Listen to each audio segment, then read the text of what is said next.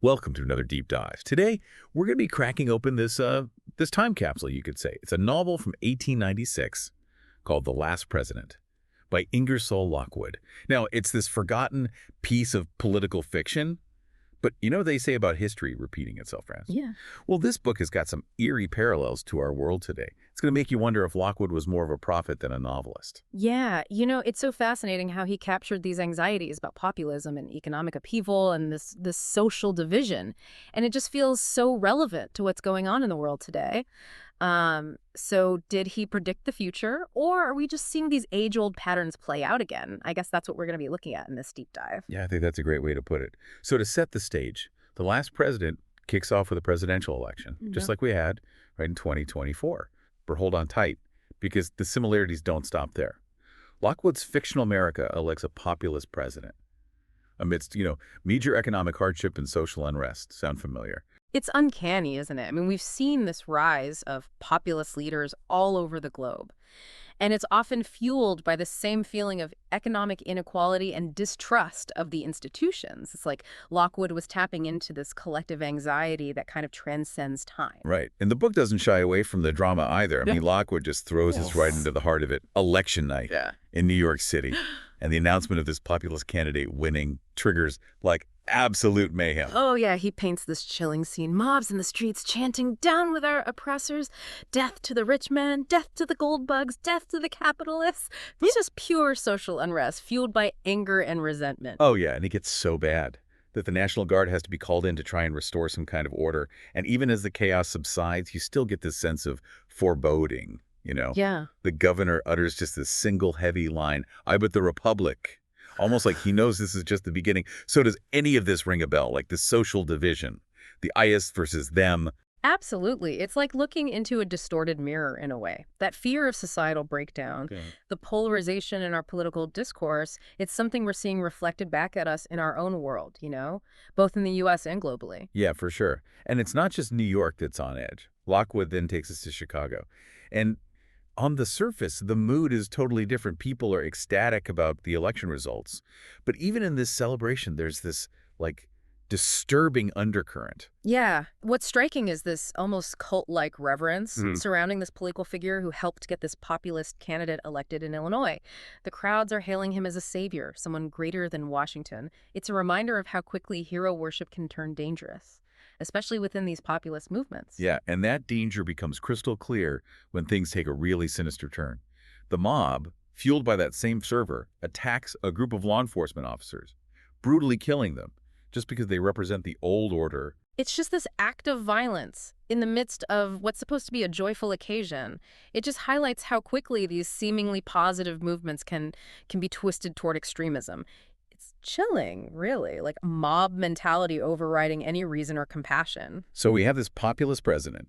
He takes office, riding a wave of hope and anger. And his first move, he shakes things up big time. He abandons the gold standard in favor of free silver coinage. His reasoning, to benefit the common man. It's so interesting, this economic policy, because it connects to a lot of the debates today about decentralizing financial systems. We see this with cryptocurrency. It's that deep-seated distrust of established financial institutions. It's a recurring theme throughout history. And Lockwood really nails it. He does. But as you might expect, these radical economic policies don't quite work out the way the president intended. Lockwood paints this picture of rampant inflation, crippling the American economy. People are resorting to carrying baskets and sacks overflowing with silver coins just to buy everyday things. It's just chaos. It's total chaos. Oh, it's a cautionary tale, about the unintended consequences of economic populism. The goals might be noble, but the execution can often lead to outcomes that hurt the very people they're trying to help. It really makes you think twice about some of these promises of quick fixes and easy solutions that often come with this populist rhetoric. Are we seeing echoes of this in the world today?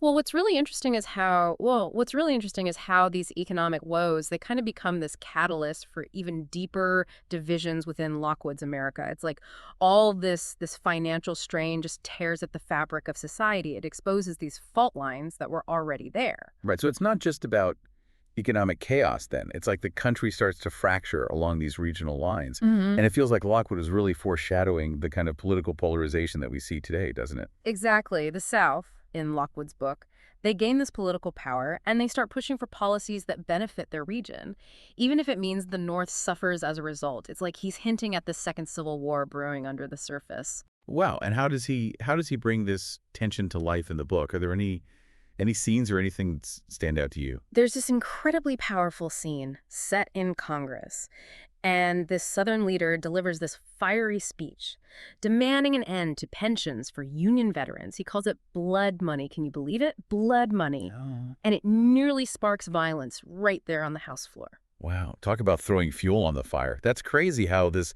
fictional scenario from, what, over 100 years ago mirrors this heated rhetoric and anger that we see in today's political discourse. Yeah.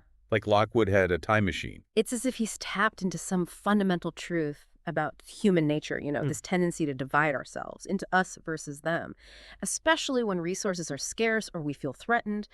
And what happens next is even more unsettling. The North, in response to the South's growing dominance, starts to seriously consider secession. Hold on, wait a minute. The North, the champions of unity, historically, they're talking about breaking away. That's like a total role reversal. Yeah, precisely. Yeah. And their reasoning is so thought-provoking. They feel like they just can't coexist with the South. They have this radically different political and economic agenda. And it reflects this anxiety we see today about the fracturing of nations and political systems because of these ideological differences. I mean, think about the rise of these separatist movements all over the world. It's fueled by those same feelings of alienation and incompatibility. Right. It's almost like these anxieties about national unity, or the lack thereof, Mm. are woven into the very DNA of human civilization. It's fascinating. So where does Lockwood take us from there? Does he offer any kind of resolution to this escalating crisis? Well, he ratchets up the tension. He leads us toward this climactic event that he calls the Dawnless Day. The dawnless day. Yeah, it's March 4th, 1897, the day of this populist president's inauguration. And this impenetrable darkness just descends upon Washington, D.C. It's like a physical manifestation of all the political and social turmoil gripping the nation. Ooh, that's powerful symbolism. You can practically feel the weight of that darkness, can't you? Yeah. Absolutely. And even the president himself, the guy who came into office with all this hope and promises, he's starting to crumble under the weight of it all. He's sick, he's disillusioned, and you can tell he's realizing that even with good intentions, he might have unleashed forces that he just can't control. So what happens on this dawnless day? Paint us a picture of this inauguration. Okay, imagine this. Washington, D.C. is a powder keg.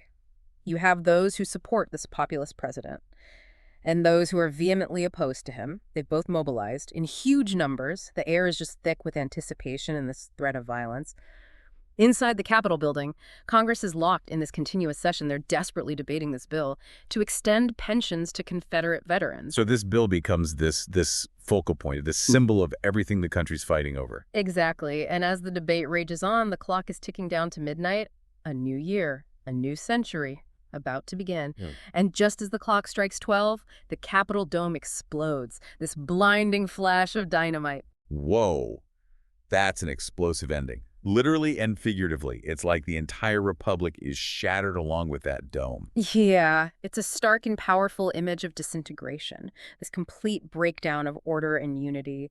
And Lockwood leaves us hanging right there with all of these questions swirling in our minds. I mean, was he a prophet? Did he somehow see the patterns of history repeating themselves?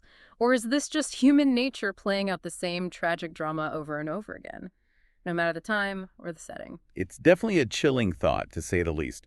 But what can we, the listeners, take away from all of this? I mean, it's easy to get lost in the plot details, but what's the bigger message here? What does the last president tell us about our own world?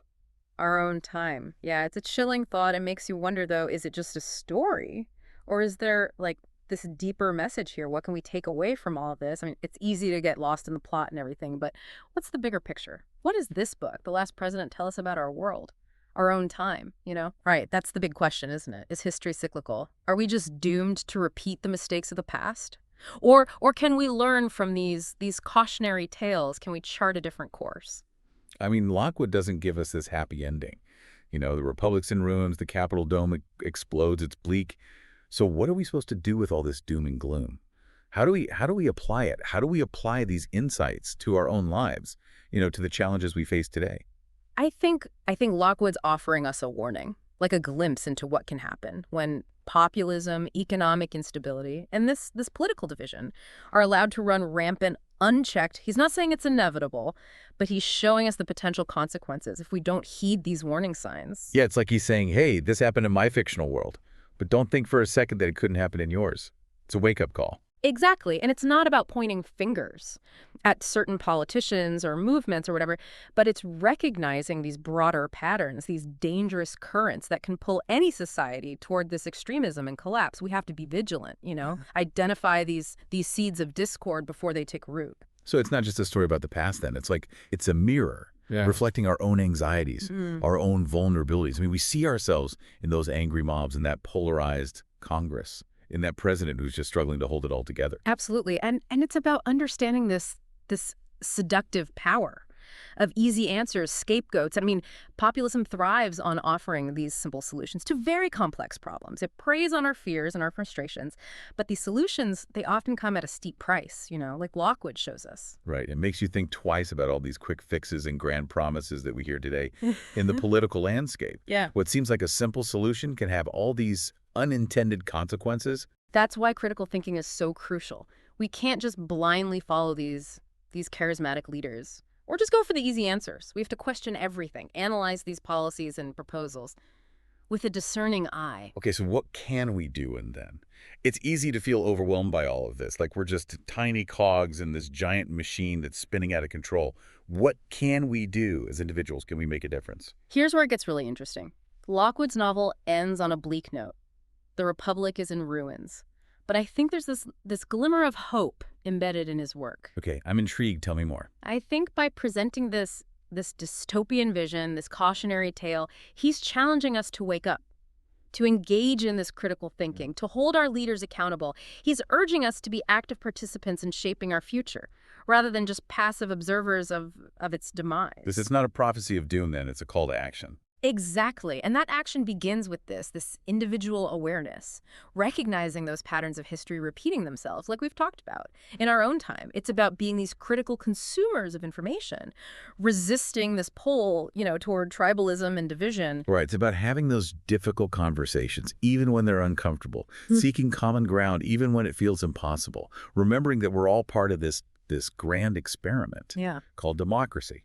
And it only works if we all participate, actively participate. Well said. It's about choosing unity over division, holding on to those democratic values that form the foundation of a healthy society. This has been quite the journey, I have to say. For a deep dive into this practically unknown novel from 1896, it's been a real eye-opener. It makes you think, doesn't it? It does. It really does. That's the power of literature, engaging with ideas and perspectives that challenge us, make us see the world in these new ways. That's the whole point of these deep dives, really, to equip you, the listener, with the knowledge and insights you need to navigate this complex and ever-changing world. So if you're intrigued by what we've talked about today, I highly encourage you to seek out The Last President. It might be over 100 years old, but it speaks to our present moment in a way that's both unsettling and illuminating.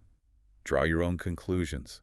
See if Lockwood's warnings resonate with you. And as you go about your day, your week, your life, keep this question in mind. What choices will you make to ensure that our republic, unlike Lockwood's, doesn't crumble under the weight of its own divisions? That's a powerful question to ponder, for sure. Until next time, keep diving deep, keep those critical thinking caps on, and keep those conversations going.